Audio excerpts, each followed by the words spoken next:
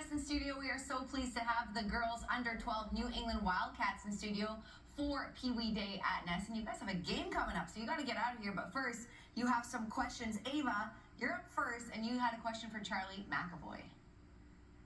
So, as a defenseman, what are your best tips for defenders? Hi, Ava.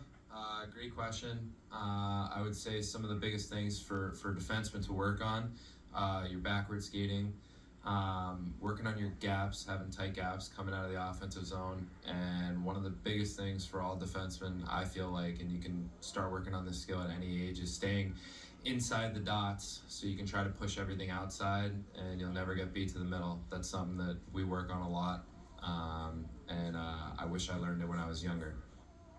Great tips from Charlie. I love the inside, get to the inside, get to the middle, and gaps. Huge points that are beyond just be a better skater. Yeah, and I tell our kids all the time too, you don't have to pinch all the time.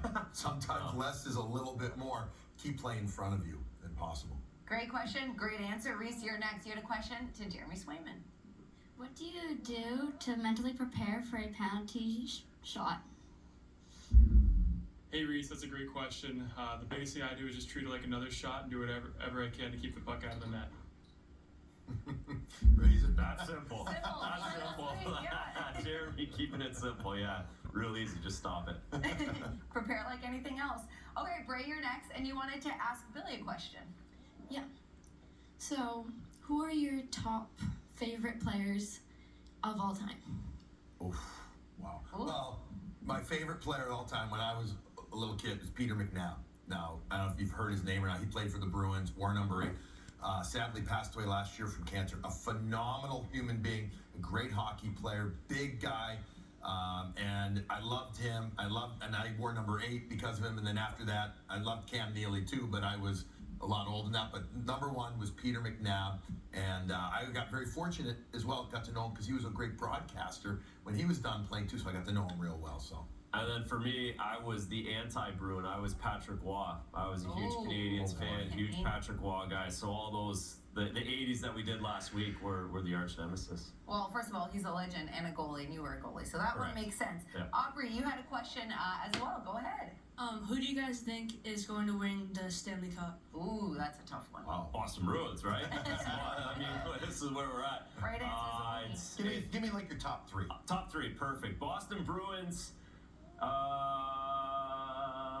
Vancouver Canucks. Oh, you're going. I am going to go Vancouver Canucks, and I'm going to go Dallas. Okay. All right. I'm going to throw 2 other teams. I'll throw Florida into the mix. I think they're a pretty darn good team this year. And if I think Colorado's going to make some moves. They're going to I think they're going to get deeper and tougher to beat the Bruins. That they're going to have to. All right. Well, maybe a Bruins-Canucks rematch of Hey, there we go. 2011. We'll see. I wouldn't mind that. Well, guys, thanks so much for being in here. I know you have a game to get to, so we really appreciated your questions. Have fun today. Great job. Yeah, great job, too, with those questions. Meanwhile, for us, it's the Bruins and Philadelphia Flyers, and there's going to be a great Mark Recchi ceremony ahead of puck drop. We're going to show you some of that coming up.